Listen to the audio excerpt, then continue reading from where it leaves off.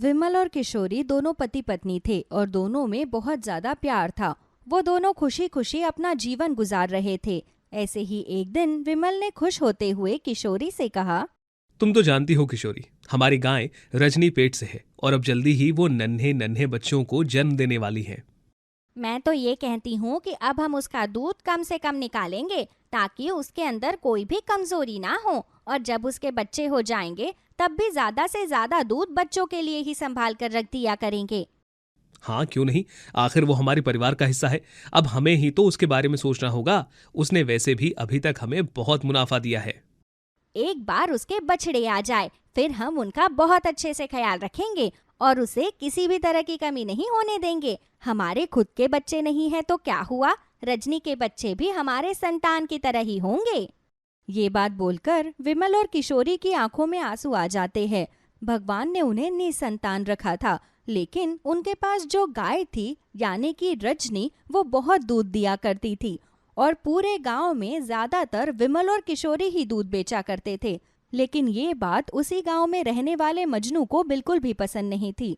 मजनू अपनी बीवी से चिल्लाते हुए कहता है, ये समझ में नहीं आता कि इस विमल के घर पर भगवान की ऐसी कौन सी कृपा बरस रही है जो उनके साथ सब चीजें अच्छी हो रही हैं। उनके घर में गाय है, वो भी इतना दूध देती है कि उनका गुजर बसर आराम से चल जाता है। पैसा भी भरमार है क्योंकि उनके घर में खाने वाला तो कोई है ही नहीं। सही कहते हैं लोग, भगवान भी रिश्वतखोर होते हैं। जो उन्हें पैसा और रिश्वत देता है उन्हीं के साथ होता है। क्यों अपना दिमाग खराब कर रहे हो? अब आपकी किस्मत ही खराब है तो कोई क्या ही कर सकता है। कभी कभी खराब किस्मत को भी ठीक करना पड़ता है लैला। तुम देखना, मैं कुछ ना कुछ ऐसा चक्कर जरूर चलाऊंगा जिससे विमल की किस्मत मेरी तरह बुरी हो जाएगी और मेरी किस्मत उसकी तरह अच्छी। हम अपने कर्म नहीं बदल सकते, लेकिन मैं आपकी सोच भी नहीं बदल सकती। वैसे भी अब तो विमल भाई साहब की गाय रजनी पेट से है। जब वो बच्चे को जन्म देगी तो वो बच्चा देने के बाद और भी ज्यादा दूध देने लगेगी। फिर तो आपका काम और भी मंदा हो जाएगा। अगर ऐसा है तो मैं उस रजनी के बच्चों को इस दुनिया में आने ही नहीं दूंगा। अपनी आप रजनी भी गम में डूब जाएगी जिससे वो विमल को दूध नहीं देगी। फिर देखता हूं कि विमल की किस्मत कब तक उसका साथ देती है। अजी, ऐसा मत कीजिए। अरे भगवान से तो डरिए। इंसानों तक तो आपकी प्रतियोगिता समझ में आती है, गाय को तो छोड़ दीजिए। तुम नहीं समझोगी लैला, कभी कभी जीतने के लिए किसी भी हद तक जाना पड़ता है। इस तरह मजनू अब ठान चुका था कि वो विमल और किशोरी की जिंदगी बर्बाद करके रहेगा। अब वो अगली रात विमल के घर जाता है और रजनी के चारे में एक जहरीली दवाई का छिड़काव कर देता है। अगले दिन जैसे ही रजनी उस दवाई वाले चारे को खाती है तो उसकी तबीयत खराब हो जाती है, जिसे देख विमल और किशोरी उसका इलाज करवाने लगते हैं। देखते ही देखते अब कई महीने गुजर जाते हैं और कई महीनों के इलाज के बाद भी वो बहुत कमजोर हो गई थी। इलाज होने के बाद भी वो ठीक नहीं हो पा रही थी। ऐसे ही एक दिन उसे प्रसव पीड़ा होने लगती है, जिस पर किशोरी चिंता जताते हुए विमल से कहती है, मुझे समझ में नहीं आ रहा, रजनी इतने दर्द में बच्चों को जन्म कैसे देगी। तुम बिल्कुल भी चिंता मत करो, हमारी रजनी बहुत बहादुर है और वैसे भी एक माँ अपने बच्चों को जन्म देने के समय अपनी पूरी जान लगा देती है। मुझे मेरी रजनी पर पूरा भरोसा है। हे भगवान, मेरे बच्चे का, मेरी रजनी का साथ देना, उसको हिम्मत देना। 2 बच्चों को जन्म देकर मर जाती है। वो 2 जुड़वा गायें थी, जिन्हें देखकर किशोरी ने कहा, ये हमारी रजनी की निशानी है, हम इसे बहुत संभाल कर रखेंगे और अपने बच्चों की तरह इनकी परवरिश करेंगे। भले ही रजनी खुद चली गई हो तो क्या हुआ, हमारे लिए 2 बच्चे तो दे गई है ना।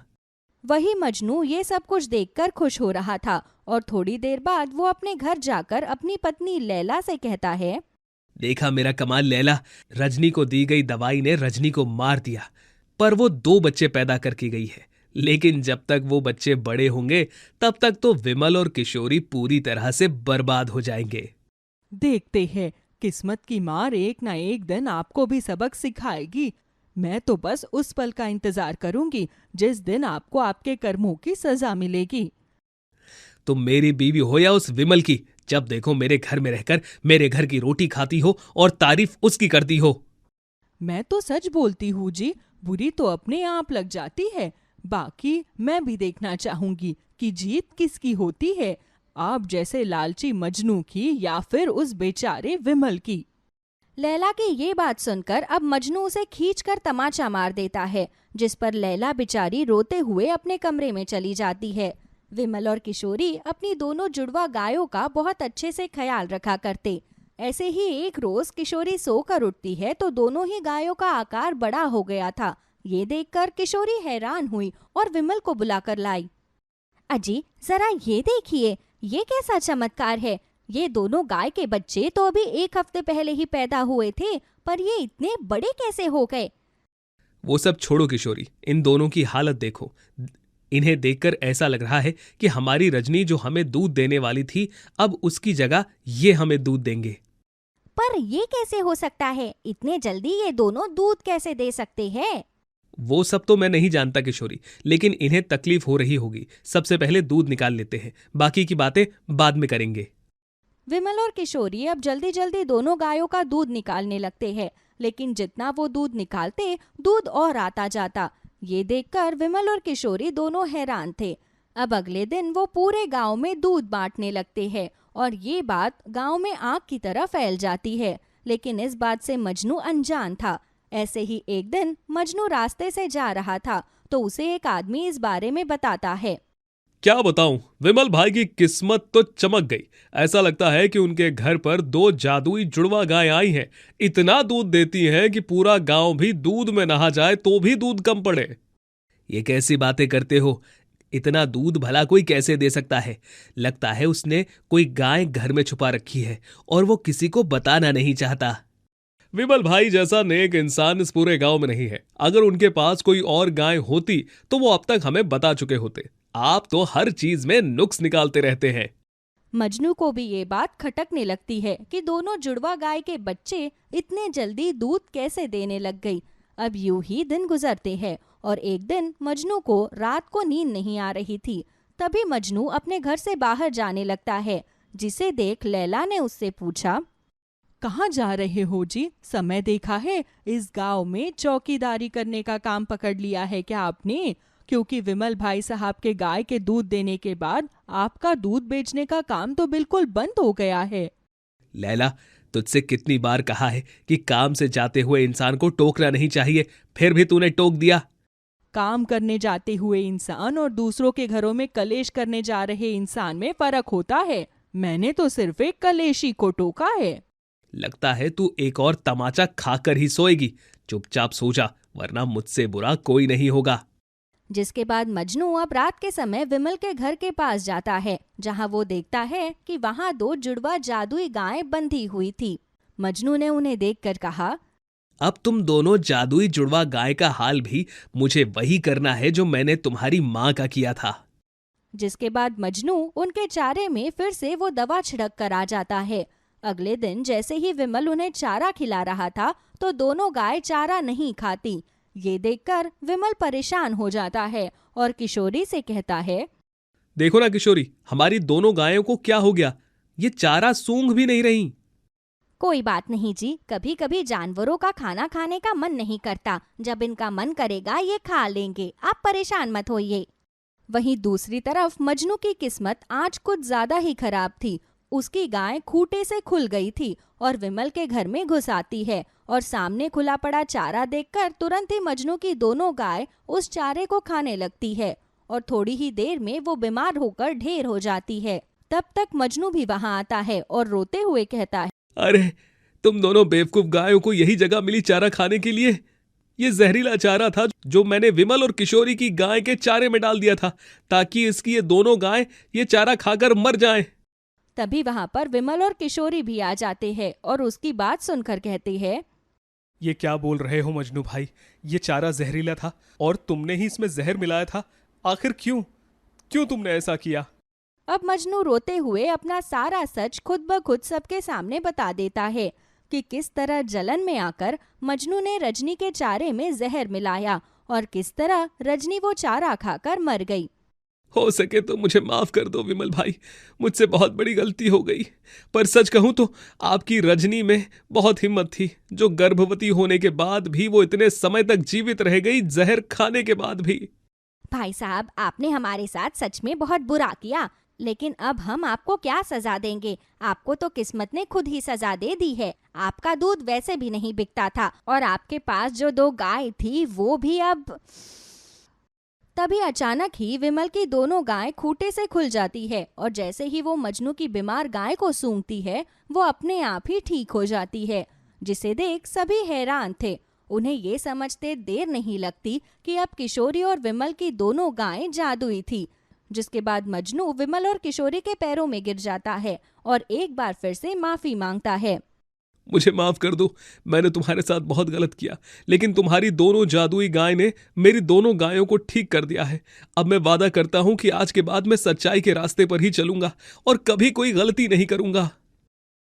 मजनू को उसकी गलती का एहसास होते देखकर अब विमल और किशोरी भी ये बात गांव में किसी को नहीं बताते और उसे माफ कर देते हैं। जिसके बाद अब मजनू कभी भी विमल और किशोरी को परेशान नहीं करता और पूरी मेहनत और ईमानदारी के साथ गांव में अपना दूध बेचने लगता है। तो वहीं विमल और किशोरी ऐसे ही अपनी जादुई जुड़वा गाय का अपने बच्चों की तरह ख्याल रखते हैं और उन्हें किसी भी चीज की कमी नहीं होने देते। दिनेश एक गरीब इंसान था और बाजार में घड़ा बेचा करता था। घड़ा बेचकर ही वो अपने परिवार का गुजारा जैसे तैसे करता था। दिनेश जिस गांव में रहता था उस गांव में आधे से ज्यादा लोग ऊंचे तबके के थे और बहुत ही कम लोग दिनेश की तरह गरीब थे। ऐसे ही एक दिन दिनेश बाजार में घड़े बेच रहा था और बाजार में एक लाला आता है और वह दिनेश से 6-7 घड़े खरीद लेता है और 7 घड़ों की कीमत 500 रुपया थी। लेकिन लाला दिनेश को सिर्फ 200 रुपये देता है। तभी दिनेश कहता है, अरे मालिक, 7 घड़े की कीमत 500 रुपए हुए हैं और आप तो मुझे सिर्फ 200 रुपए दे रहे हैं। अरे जितनी औकात है ना तेरी, उस हिसाब से 200 बहुत ज्यादा है तेरे लिए। मालिक, आप मुझे पूरे पैसे दे दीजिए। मैं दिन रात इन्हीं चीजों के लिए मेहनत करता हूँ और अगर मुझे पैसे ना मिले तो बहुत दुख होता है। तुझे जो करना है कर ले, लेकिन मैं तुझे सिर्फ 200 ही दूंगा। ठीक है मालिक, आप एक काम करो, आप मेरे सारे घड़े यहीं रख दो, मुझे नहीं बेचना आपको। अच्छा, तो तेरी इतनी औकात कि तू मुझे घड़ा खरीदने से मना करेगा? मालिक, मैं आपको मना नहीं कर रहा, बस मैं आपसे ये कह रहा हूँ कि आप मुझे मेरे पूरे पैसे तो दे दीजिए। जितनी आपकी कीमत हुई है उतने पैसे ही मांगे हैं मैंने आपसे। रुक जा, तू ऐसे नहीं मानेगा। लाला अपने कुछ आदमियों को वहां पर बुला लेता है और दिनेश के सारे घड़े लाठियों से मार मार कर फोड़ देता है। बेचारा दिनेश गरीब था, वो खुद को बहुत लाचार महसूस कर रहा था। वो बेचारा रोता हुआ अपने घर आ जाता है। तभी उसकी पत्नी आरती कहती है, अरे क्या हो गया आपको? आप रो क्यों रहे हैं? सब ठीक तो है ना? क्या बताऊं आरती, आज मैं खुद को बहुत लाचार और बेसहारा महसूस कर रहा हूँ। अब तो इस गांव में रहने का ही मन नहीं करता। अमीर लोग हमें कूड़ा कचरा समझते हैं, जब उनका दिल करता है तब हमें मारते पीटते हैं, हमारी चीजों को तोड़ फोड़ कर देते हैं। मैं जानती हूँ कि हमारे साथ यहाँ पर बहुत बुरा व्यवहार होता है, लेकिन अब हम कर भी क्या सकते हैं? इनसे लड़ने की ताकत तो हमारे अंदर है ही नहीं, क्योंकि कोई भी हमारी मदद करने वाला है नहीं यहाँ पर। वही तो, लाला ने मुझसे 7 घड़े खरीदे थे और 7 घड़े की कीमत 500 रुपए थी और वो मुझे बदले में 200 रुपए ही दे रहा था। और जब मैंने उससे अपने पूरे पैसे मांगे तो उसने लाठियों से सारे घड़े ही तोड़ दिए। अब मैं अगले दिन बाजार में क्या बेचूंगा आरती? आप बिल्कुल परेशान मत हो, एक दिन इस लाला को इसके किए की सजा जरूर मिलेगी। इसने सबकी नाक में दम कर रखा है, लेकिन जिस दिन ऊपर वाला इसका हिसाब किताब करेगा ना, तभी इसको अक्ल आएगी। ऐसे ही दोनों पति पत्नी उदास होकर सो जाते हैं। अगली सुबह दिनेश फिर से मेहनत करके बहुत सारे घड़े अपने हाथों से बनाने लगता है और इस बार दिनेश बहुत सुंदर सुंदर घड़े बनाकर तैयार कर लेता है। तभी वहां पर आरती आती है और वह कहती है, अरे वाह, इस बार तो आपने बहुत सुंदर सुंदर घड़े बनाए हैं। अच्छा, मैं क्या कह रही थी, इस गांव में कोई भी ऐसा नहीं है जो हम जैसे गरीब लोगों की मेहनत को समझे। इसलिए मैं चाहती हूँ कि आप इन सभी घड़ों को लेकर शहर चले जाओ और वहां जाकर इन घड़ों को बेचना। वैसे तुम जो कह रही हो ना वो बिल्कुल सही है, क्योंकि इस गांव के बाजार में घड़ा बेचना आसान नहीं है। यहाँ पर मुफ्तखोरी बहुत होती है, इसलिए मैं शहर जाकर इन घड़ों को बेचूंगा। ऐसे ही अब दिनेश शहर जाकर घड़ा बेचना शुरू कर देता है। शहर में दिनेश की बहुत अच्छी कमाई हो रही थी और दिनेश के हाथ के बने हुए घड़ों की बहुत तारीफ भी हुआ करती थी। अब से दिनेश शहर में ही घड़ा बेचा करता था और जब लाला को इसकी खबर लगती है तो एक दिन वो दिनेश से बदला लेने की सोचता है। ऐसे ही कुछ दिन बाद दिनेश अपनी रेडी पर कुछ घड़े रख लेता है और रेडी खींचता हुआ शहर की ओर जा रहा था। तभी लाला अपने आदमियों के साथ वहां आ जाता है और दिनेश को मारपीट के उसके सारे घड़े तोड़ देता है। दिनेश को इस बार गुस्सा आ जाता है और वह सीधा पुलिस स्टेशन में लाला की शिकायत करने जाता है। तभी पुलिस वाले दिनेश से कहते हैं, अरे तुम जैसे गरीब लोगों का ही काम होता है अमीर लोगों को बदनाम करने का। अरे लाला जी कितने अच्छे इंसान हैं और तुम्हारे पास क्या सबूत है कि लाला ने ही तुम्हें मारा पीटा है? साहब मैं झूठ बोलूंगा क्या? लाला ने मेरा जीना दुश्वार कर रखा है। वह रोज मुझे परेशान करता है, हमेशा मेरी मेहनत पर पानी फेर देता है। मैं दिन रात मेहनत करके घड़े बनाता हूँ और वो सारे घड़े तोड़ देता है। बाप ही बताओ एक गरीब कैसे अपना पेट पाले। देख अपना समय बर्बाद ना कर और ना ही मेरा। चुपचाप यहाँ से चला जा। मैं अच्छे से जानता हूँ तुम जैसे गरीब लोगों को। फालतू में लाला से पैसे ऐंठने का तरीका है ये तेरा। हे माता रानी, इस दुनिया में गरीब की सुनने वाला कोई नहीं है क्या? आप तो जानती ही है ना सच्चाई क्या है। मैं कभी पैसों के लिए इतना नीचे नहीं गिर सकता। जिस तरह से उन पुलिस वालों ने मुझसे कहा कि मैं पैसों के चक्कर में लाला पर झूठा इल्जाम लगा रहा हूँ, आप ही बताओ एक गरीब इंसान आखिर किसका भरोसा करे। तभी दिनेश के कानों में मंदिर की घंटियों की आवाज जाती है। दिनेश लक्ष्मी माता के मंदिर में जाता है और वहां हाथ जोड़कर उनसे प्रार्थना करता है। तभी दिनेश के सामने लक्ष्मी माता प्रकट होती है। दिनेश लक्ष्मी माता को देखकर बहुत बुरी तरह से रोने लगता है। तभी माता रानी कहती है, दिनेश बेटा, तुम्हें अब रोने की जरूरत नहीं है। मैं जानती हूँ कि तुम्हारे साथ बहुत बुरा हुआ है, इसलिए अब तुम्हारे रोने के दिन गए। माँ आप तो जानती हैं ना कि मैंने कभी भी किसी का बुरा नहीं चाहा। मैंने हमेशा सच्चाई और ईमानदारी से ही पैसे कमाने के बारे में सोचा है और बार बार वो लाला मेरी मेहनत पर पानी फेर देता है। मैंने कभी भी उसका बुरा नहीं चाहा है। कोई बात नहीं, जो लाला ने किया वह उसके कर्म है और जो तुम्हें करना है वो तुम्हारा कर्म है।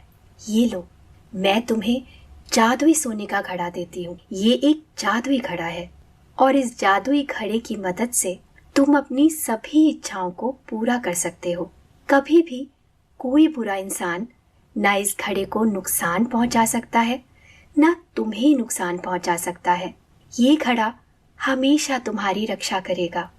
तुम्हें जब भी किसी भी चीज की जरूरत पड़े तो तुम इस घड़े से कुछ भी मांग सकते हो।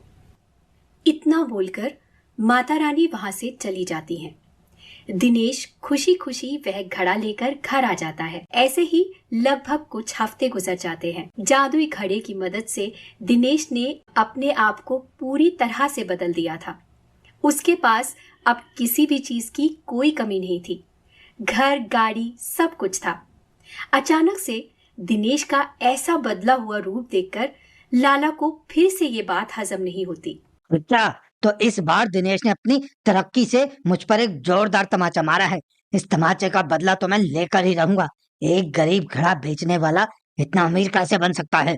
इस गांव में सिर्फ मैं ही अमीर हूँ और मेरे आगे किसी की नहीं चल सकती। ऐसे ही एक दिन दिनेश अपनी चमचमाती हुई कार में बैठकर शहर की ओर आ रहा था। लाला दिनेश को कार में बैठा हुआ देखकर मन ही मन चल रहा था। ऐसे ही शाम को दिनेश शहर से वापस अपने घर आ रहा था। तभी रास्ते में लाला अपने कुछ आदमियों के साथ मिलकर दिनेश की गाड़ी को रुकवाता है। दिनेश गाड़ी रोक देता है और जैसे ही वह गाड़ी से निकलता है, लाला के आदमी दिनेश को मारने ही वाले थे। लेकिन तभी अचानक से एक चमत्कार होता है और दिनेश की कार अपने आप चलने लगती है। और वह लाला के सभी आदमियों को कुचलकर आगे की ओर बढ़ जाती है। ये सब देखकर लाला घबरा जाता है। अरे यह क्या, दिनेश तो गाड़ी से बाहर था, फिर गाड़ी कौन चला रहा था? लगता है जरूर इसके पीछे कुछ तो बात है, मुझे इसका पता लगाना होगा। दिनेश अपने घर आ जाता है और दिनेश अब पूरी तरह से बेफिक्र था, क्योंकि उसका पूरा विश्वास माता रानी और उनके भेजे हुए जादुई घड़े के ऊपर था। ऐसे ही रात को दिनेश अपने पूरे परिवार के साथ सो रहा था। इसी बीच लाला अपने कुछ आदमियों को लेकर दिनेश के घर में घुस जाता है और उसके पूरे घर की तलाशी लेने लगता है। तभी लाला की नजर एक घड़े के ऊपर जाती है जो कि सोने का था। सोने के घड़े को देखकर लाला की आंखें फटी की फटी रह जाती हैं। अच्छा, तो तरक्की के पीछे ये सोने का घड़ा है। इस घड़े को तो मैं आज चुरा कर ले जाऊंगा, साथ ही इस दिनेश की ऐसी हालत करूंगा कि वो जिंदगी में कभी अमीर बनने के बारे नहीं सोचेगा। तभी अचानक से दिनेश की आंख खुल जाती है और वह अपने घर में लाला और उसके आदमियों को देखकर हैरान हो जाता है और दिनेश लाला से अपने घड़े को बचाने लगता है और कहता है, देख लाला, ये घड़ा मुझे वापस कर दे, वरना तेरे साथ बहुत बुरा होगा। बुरा तो अब तेरे साथ होने वाला है दिनेश, कल का सूरज अब तू नहीं देख पाएगा। इस तरह से लाला बहुत ज्यादा खुश हो रहा था। उसे ऐसा लग रहा था कि अब वह दिनेश को खत्म करके हमेशा हमेशा के लिए उसकी पूरी प्रॉपर्टी और सभी चीजों को हड़प लेगा। तभी अचानक से जादुई घड़े में से एक तेज रोशनी आती है। उस तेज रोशनी से लाला की आंखें अपने आप बंद हो जाती हैं। रोशनी धीरे धीरे बहुत तेज हो रही थी, जिससे लाला और उसके आदमियों का शरीर अपने आप जल रहा था और उस रोशनी से लाला और उसके आदमी वहीं जलकर भस्म हो जाते हैं। मैंने कहा था ना लाला कि बुरे कर्म का नतीजा हमेशा बुरा होता है। अगर आज सुने ये सब ना किया होता तो शायद तेरे साथ ये सब ना होता। मंगलू के पास एक तबेला था जिसमें उसने 4 गाय बांधी हुई थी। मंगलू गायों का दूध बेचता था। लोगों को मंगलू के यहाँ का दूध बहुत पसंद था, क्योंकि वो दूध में जरा भी मिलावट नहीं करता था। मंगलू ने जब ये काम शुरू किया था तब उसके पास 1 गाय थी। इसी काम से उसने 4 गाय कर ली। उसकी पत्नी लक्ष्मी उसके इस काम में मदद करवाती। मंगलू का छोटा भाई बबलू भी मंगलू के साथ ही रहता था। अरे भाभी, भैया को थोड़ा समझाओ, इतनी ईमानदारी भी किस काम की? आजकल तो हर चीज में मिलावट चलती है। भैया को ही देख लो, इतना दूध बेचते हैं लेकिन आमदनी तो उतनी की उतनी ही है, जबकि गायों का चारा कितना महंगा हो गया है। तुम कुछ भी कह लो बबलू, पर तुम्हारे भाई दूध में मिलावट नहीं करेंगे। जिस काम से उनकी इज्जत बनी हुई है वो अपनी इज्जत क्यों खराब करेंगे? बबलू थोड़ा स्वार्थी किस्म का लड़का था। वो जल्द से जल्द बहुत पैसे कमाना चाहता था, क्योंकि वो भी अपने भाई की तरह ही उनके साथ मिलकर दूध बेचा करता था, तो लोग बाग उसे भी जानते थे। अगले दिन सुबह जब मंगलू दूध बेच रहा था, लोग बाग अपने अपने बर्तन लेकर उससे दूध खरीद रहे थे। मंगलू भैया, आज जरा 2 किलो दूध देना। मैं आपको कल बताना भूल गई, आज मेरे घर मेहमान आ रहे हैं तो मुझे खीर बनानी है। हाँ हाँ बहन जी, क्यों नहीं, ये लो 2 किलो दूध। 1 किलो दूध देना मंगलू। ये लो भैया, ये रहा आपका 1 किलो दूध। सारा दूध बेचने के बाद मंगलू घर आता है। लक्ष्मी, ओ लक्ष्मी, अरे मैं वो जो पौष्टिक आहार गायों के लिए लेकर आया था, तुमने डाल दिया क्या? भला ये काम कैसे भूल सकती हूँ? वो तो मैंने जब गायों को चारा डाला तभी डाल दिया था। लाओ, ये दूध के बर्तन मुझे दे दो, मैं धो दूंगी। अब आप आराम से खाना खाओ। तभी बबलू घर आ जाता है। अरे भैया, आप आ गए। भैया, आपको पता है आजकल ऐसे ऐसे इंजेक्शन चल रहे हैं जो गायों को लगा दो तो वो ज्यादा दूध देती हैं। अरे मुझे सब पता है क्या मिलता है और क्या नहीं मिलता है, लेकिन मैं ईमानदारी के साथ ही दूध बेचूंगा। अरे भैया, किसको क्या पता चलता है?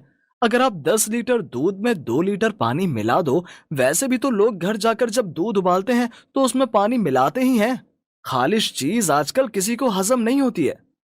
बबलू, अभी तेरी पढ़ाई के दिन है, तू अपनी पढ़ाई पर ध्यान दे। इस काम धंधे को मैं अपने आप देख लूंगा।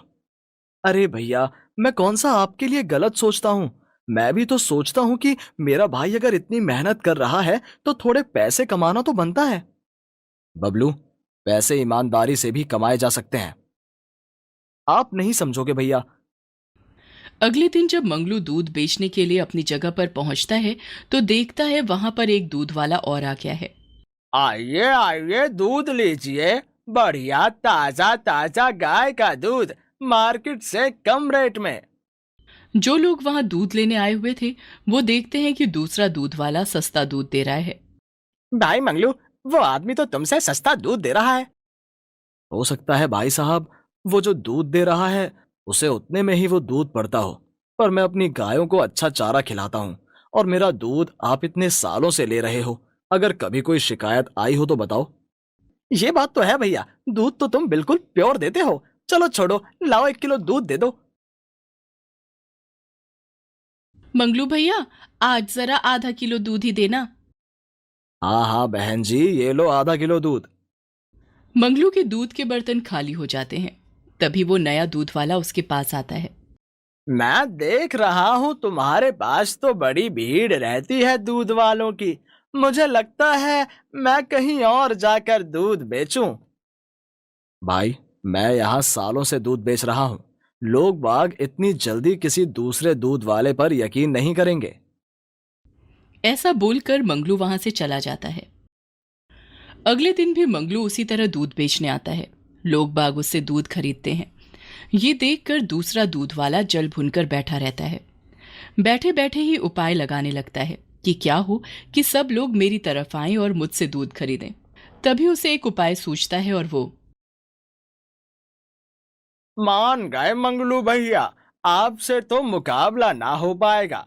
अभी मैं सोच रहा हूँ कि जब आपका यहाँ पर काम जम ही रखा है तो मैं कहीं और दूध बेच लेता हूँ। चलो फिर ऐसा करते हैं, दोनों भाई बैठकर एक एक कप चाय साथ में पी लेते हैं। मन छोटा मत करो, तुम्हारा भी काम चल पड़ेगा। अभी तुमने नया नया शुरू किया है। रहने दो भाई, चाय तो नहीं पीनी मुझे। अरे अरे भैया, पी लो 1 कप चाय, मैं कोई जहर थोड़ा ही दे रहा हूँ। अरे कैसी बात करते हो भैया, चलो लाओ चाय पिलाओ। तभी वो दूध वाला भागकर जाता है और 2 चाय बनवा कर लाता है। मंगलू की चाय में वो कुछ मिला देता है।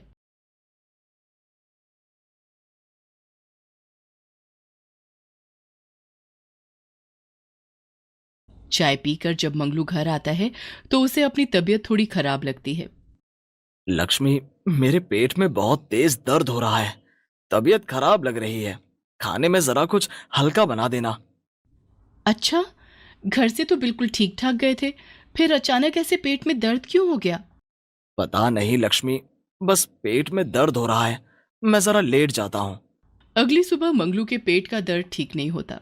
वो बड़ा थका थका महसूस कर रहा था। अरे भैया, आप तो काफी बीमार लग रहे हो।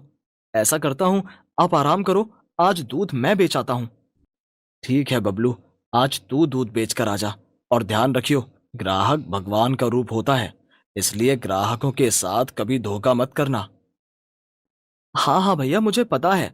अब आप आराम करो और दूध बेचने मैं जा रहा हूँ। पर बबलू बिल्कुल भी अपने भाई जैसा नहीं था। वो दूध बेचने जाने से पहले दूध में पानी मिला लेता है और बेचने वाली जगह पर पहुंच जाता है। अरे तुम कौन हो?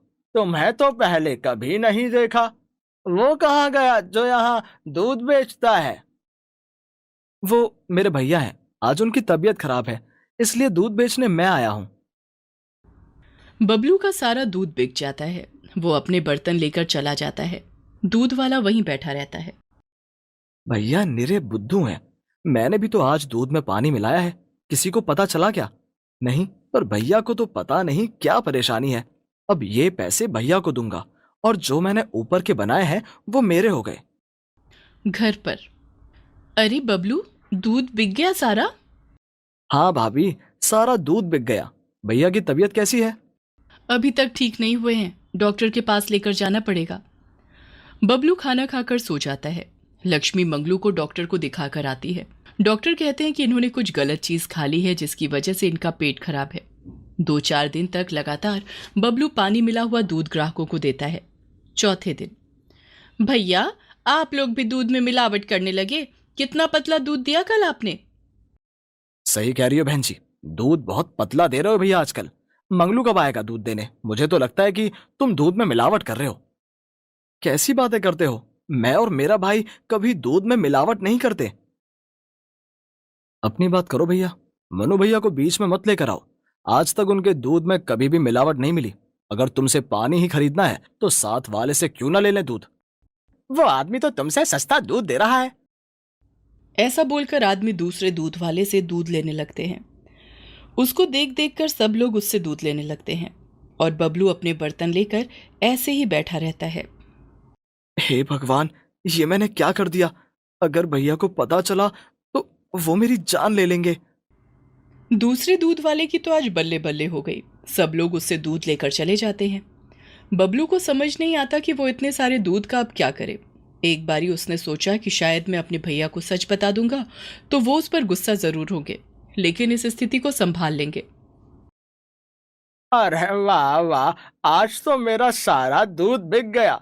इसमें एक भाई ईमानदार तो एक बेईमान है। अब इस बेईमान भाई की वजह से ईमानदार भाई की साख गिर गई। अब तो लोग मुझसे ही दूध खरीदेंगे। घर जाते हुए बबलू वो सारा दूध रास्ते में मिलने वाले जितने भी कुत्ते थे सबको पिला देता है। सारा दूध बिक गया। आज मुझे मेरी तबीयत ठीक लग रही है। कल दूध देने मैं जाऊंगा। काम तो हो रहा है ना भैया, आप आराम करो। 2-4 दिन मैं और दूध बेचने चला जाऊंगा। नहीं नहीं, तेरी पढ़ाई का नुकसान हो रहा है और वैसे भी अब मैंने दवाई खाई है तो मुझे आराम लग रहा है। कल दूध देने मैं ही जाऊंगा। अगले दिन बबलू अपने दूध के बर्तनों को भरकर दूध वाली जगह पर जाता है। थोड़ी ही देर में लोग आना शुरू हो जाते हैं और दूसरे दूध वाले से दूध लेने लगते हैं। ये देखकर मंगलू अचंभे में पड़ जाता है। लीजिए लीजिए, ताजा दूध लीजिए, बढ़िया गाय का दूध लीजिए। मंगलू भैया, आपसे ऐसी उम्मीद नहीं थी। अपने भाई से आपने मिलावटी दूध बिकवा दिया। अगर आप 1-2 रुपए बढ़ा देते हमें तब भी दिक्कत ना होती। आपने तो इतने सालों का भरोसा ही खत्म कर दिया। ये आप क्या कह रही हो बहन जी? मुझे तो कुछ समझ में नहीं आ रहा। मेरी तो तबीयत खराब थी इसलिए मैं नहीं आया, पर मेरा भाई बबलू रोज दूध लेकर आ रहा था। और वो दूध में इतना पानी मिलाकर ला रहा था ना कि पूछो ही मत। आपसे अच्छा तो इन भैया का दूध है। और दूध वाला मन ही मन खुश हो रहा था। मंगलू गुस्से में अपने दूध के बर्तन उठाता है और घर चला जाता है। 4 दिन तुझे दूध बेचने क्या जाना पड़ा, तूने अपनी होशियारी दिखा दी।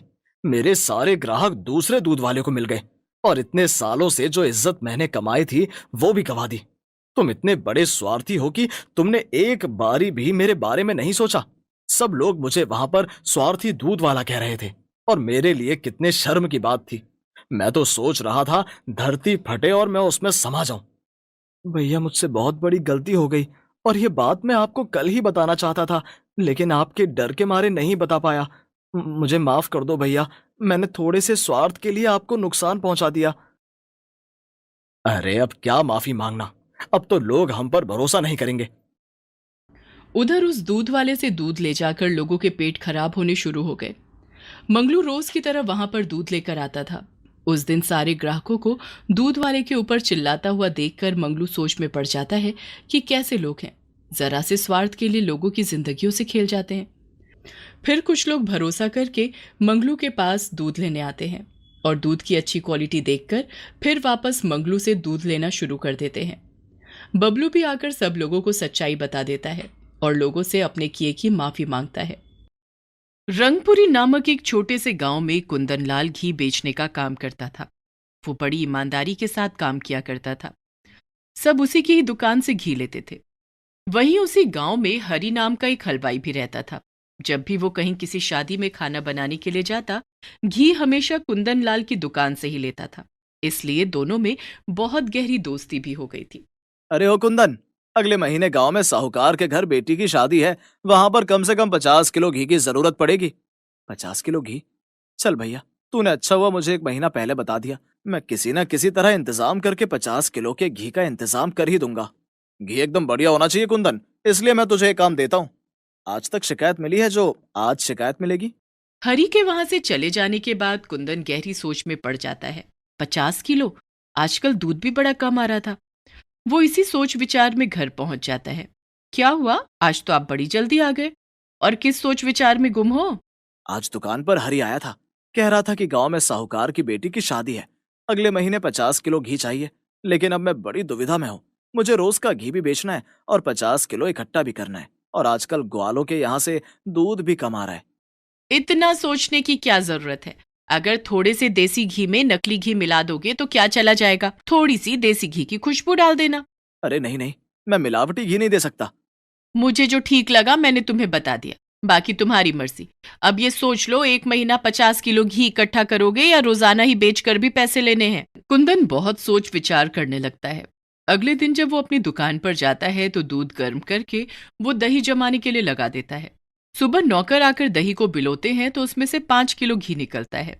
तभी दुकान पर एक आदमी आता है। कुंदन भाई, 2 किलो देसी घी तो देना। अभी अभी ताजा निकाला है, रुको मैं तोल कर देता हूँ। उस आदमी को भी देने के बाद कुंदन डिब्बे में देखता है तो 3 किलो घी बचा हुआ था और पूरा दिन ग्राहकों को भी आना था। उसे कुछ समझ नहीं आ रहा था तो उसने नौकर को दुकान संभालने के लिए कहा और खुद जाकर एक दुकान से वनस्पति घी खरीद लाया। उसने उस 3 किलो घी में 1.5 किलो वनस्पति घी मिलाया और दुकान पर रख दिया। कुंदन भाई साहब, जरा आधा किलो घी तो देना। आपकी दुकान पर बिल्कुल शुद्ध घी मिलता है, इसलिए देख लो पूरे 1.5 किलोमीटर पैदल चलकर मैं आपकी दुकान पर घी लेने के लिए आती हूँ। जब पहले कभी शिकायत नहीं मिली तो आज कैसे मिल सकती है? वो औरत घी लेकर चली जाती है, लेकिन कुंदन मन ही मन घबरा रहा था कि कहीं उसने गलती तो नहीं की। देखते ही देखते शाम तक सारा घी बिक जाता है और 50 किलो घी जमा करने के लिए उसके पास आज कोई भी घी नहीं बचता। मेरी बात मानो, रोजाना 1 किलो देसी घी निकाल कर अलग रख दो और फिर उसमें वनस्पति घी मिलाकर पूरे 50 किलो कर देना। इस तरह हमें अच्छे दाम भी मिल जाएंगे और किसी को कुछ पता भी नहीं चलेगा। आज मैंने कई लोगों को मिलावटी घी दिया है। अब देखता हूँ, पहले वहां से अगर कुछ उन लोगों को पता नहीं चला तो फिर सोचता हूँ। 4-5 दिन तक कहीं से कोई खबर नहीं आती। इससे कुंदन का हौसला बुलंद हो जाता है। अब वो रोजाना ही घी निकालता और उसमें वनस्पति घी मिलाकर मिलावट करने लगा। यहाँ तक कि उसने अपने तराजू के नीचे चुंबक का इस्तेमाल करना शुरू कर दिया, जिससे वो लोगों को अब कुछ ग्राम घी कम देता। अगले दिन दुकान पर, नहीं नहीं भैया, आपकी तराजू में कुछ गड़बड़ है। मैं हमेशा ऐसी डब्बे में घी लेकर जाता हूँ और घी हमेशा इस लाइन तक रहता है। आप दोबारा से घी तोल कर देखो। भाई, मेरे नाम से मेरी दुकान पर घी बिकता है। आज तक कभी भी किसी के साथ धोखाधड़ी नहीं करी, फिर तुम्हारे साथ कैसे कर सकता हूँ? लाओ दो अपना डब्बा, मैं फिर दोबारा से तोल कर दिखाता हूँ। और मैं ही क्यों, तुम खुद अपने हाथों से इसे तोल कर देख लो। कुंदन लाल इतने आत्मविश्वास के साथ उस आदमी को ये बात कहता है कि उसे भी लगता है कि शायद उसके देखने में ही गलती रह गई हो। उसके चले जाने के बाद कुंदन गहरी सांस लेता है। तभी शाम को उसके पास हरी आता है। भैया, आप कल मुझे 5 किलो घी देना। किसी के घर में पूजा पाठ है, वहां पर घी की आवश्यकता है और खाना भी देसी घी में ही बनेगा। इस काम की जिम्मेदारी उन्होंने मुझ पर सौंपी है। आज का घी थोड़ा सा ही बचा है, कल सुबह सुबह ताजा निकाल कर देता हूँ। चलो तो फिर ठीक है, जब मैं सुबह यहाँ से निकलूंगा तो फिर साथ लेते हुए चला जाऊंगा। हरी के चले जाने के बाद कुंदन मन ही मन सोचता है, चलो ये तो अच्छा हुआ कि साहूकार की बेटी से पहले यहाँ पर किसी के घर खाना बन रहा है। अगर हरी को देसी घी का खाना बनाना है और अगर किसी को पता नहीं चला कि उसमें मिलावट है तो फिर तो बल्ले बल्ले, 50 किलो घी का इंतजाम तो मैं चुटकी बजाते कर दूंगा। रात को कुंदन दूध में जामन लगाकर चला जाता है। सुबह नौकर दूध बिलोने के बाद घी निकालते हैं कि करीब 3 किलो घी था। कुंदन उन लोगों को दुकान से बाहर जाने के लिए बोलता है और फिर उसके अंदर 2 किलो वनस्पति घी मिला देता है और एक डिब्बे में भरकर बाहर दुकान के रख देता है। अरे वाह, ये तो तुमने बड़ा अच्छा काम किया, पहले से ही घी डब्बे में डालकर रख दिया। चलो मैं चलता हूँ, आते वक्त तेरे लिए वहां से हलवा पूरी लेकर आऊंगा। नहीं नहीं, उसकी क्या जरूरत है, तुम अपना काम देखो। हरी के चले जाने के बाद कुंदन हाथ जोड़कर बोलता है कि बस आज का काम निपट गया तो समझो 50 किलो घी का इंतजाम हो गया। वहां पर हरी जब खाना बनाने लगता है तो जैसे ही वो हलवे के लिए कढ़ाई में डालता है तो उसे घी में वनस्पति घी की खुशबू आती है। नहीं नहीं, ऐसा नहीं हो सकता। कुंदन मेरे साथ धोखा नहीं कर सकता। हो सकता है मुझे ही ऐसी खुशबू आ रही हो। अभी हलवा तैयार ही हो रहा था कि वहां पर उस घर की मालकिन आती है। आप बिल्कुल भी फिक्र मत करो, मैं कुंदन के यहाँ से घी लेकर आया हूँ। अच्छा, फिर तो मैं पूरे यकीन के साथ कह सकती हूँ कि खाना बिल्कुल शुद्ध घी में ही बनेगा। लेकिन हरी ने जितनी बार भी घी का इस्तेमाल करा उसे बार बार उसमें से वनस्पति घी की खुशबू आ रही थी। जैसे तैसे सब लोग खाना खाकर वहां से चले गए, लेकिन अपने मन के विचार को शाम को जाकर उसने कुंदन से कह दिया। क्या बात कर रहे हो हरी भाई, अपने हाथों से भी तैयार किया है मैंने घी। मैं मान ही नहीं सकता कि देसी घी में वनस्पति घी की खुशबू आ रही है। और अगर मेरी बात पर यकीन नहीं है तो जाओ अंदर जाकर जहां घी तैयार होता है देख लो। मेरे मन में ऐसे विचार आया इसलिए मैंने तुझे कह दिया मैं तुझ पर शक नहीं कर रहा, लेकिन भाई साहूकार की बेटी के यहाँ पर जो घी होना चाहिए वो बिल्कुल शुद्ध होना चाहिए। ये कहकर तुम मुझ पर शक कर रहे हो। तुम चाहो तो कहीं और से भी घी ले सकते हो। हरी उसे दिलासा देता है कि नहीं, वो उस पर शक नहीं कर रहा है। धीरे धीरे मिलावट करके कुंदन काफी सारा घी इकट्ठा कर लेता है। वो तौल कर देखता है तो 30 किलो घी था और 1 हफ्ते बाद साहूकार की बेटी की शादी थी। मैं एक तरकीब बताती हूँ, एक काम करो, तुम मलाई में मिलावट कर दो, फिर घी भी अच्छा निकलेगा। अरे हाँ, ये तरकीब तो मैं लगा सकता हूँ, इससे किसी को पता भी नहीं चलेगा। कुंदन रात को दूध गर्म करने के बाद उसमें एक पाउडर मिला देता है, जिससे बहुत मोटी मलाई की परत जम जाती है। सुबह नौकर जब दही बिलोते हैं तो आज घी बहुत ज्यादा मात्रा में निकलता है। 2 ही दिन में 20 किलो घी की कमी पूरी हो जाती है। नौकर भी हैरान थे कि इतनी मोटी मलाई आखिर दूध में लग कैसे रही है। साहूकार की बेटी की शादी का दिन आ जाता है। हरी 50 किलो घी लेकर जाता है और सारा खाना कुंदन की दुकान से लाए हुए घी में तैयार होता है। न जाने आज घी में वो बात क्यों नहीं लग रही है, पूड़ियों की खुशबू भी नहीं आ रही है, न लड्डू में महक है वो। सभी लोग खाना खाने लगते हैं और बाराती भी आकर खाना खाने लगते हैं। तभी दूल्हे की लड्डू खाने से तबीयत खराब होने लगती है। जरूर खाने में किसी चीज की मिलावट है। मेरा बेटा मिलावटी चीजों को खाते बीमार हो जाता है। लेकिन दूल्हे की तबीयत मिलावटी घी खाने से ज्यादा खराब हो जाती है। उसे हॉस्पिटल में एडमिट कराना पड़ता है। यहाँ तक कि कुछ लोग और भी शिकायत करते हैं कि उनका पेट खराब है। कुछ को उल्टियां आनी शुरू हो जाती हैं। ये देखकर साहूकार गुस्से में हरी को बहुत खरी खोटी सुनाता है। हरी अपने सारे सामान को बार बार देख रहा था, लेकिन किसी भी चीज में मिलावट नहीं थी। तभी उसे कुंदन के घी का वो डिब्बा दिखाई देता है। वो उस डिब्बे में मुंह डालकर सूंघता है तो उसे बड़ी गंदी महक आती है। वो समझ जाता है कि ये सारा कुछ कुंदन ने ही किया है। और उधर तबीयत बिगड़ने से बहुत सारे लोगों को हॉस्पिटल ले जाना पड़ता है।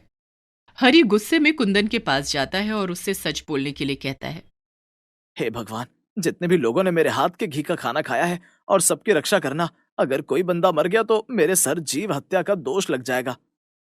अब तुझे अपने ऊपर लगे दोष की फिक्र हो रही है। जब तूने वो नकली घी मुझे दिया था, तेरा दिल नहीं घबराया। आज के बाद तेरी और मेरी दोस्ती हमेशा के लिए खत्म, और मैं सबको तेरी दुकान से घी लेने के लिए भी मना कर दूंगा। साहूकार एक बड़ा आदमी था।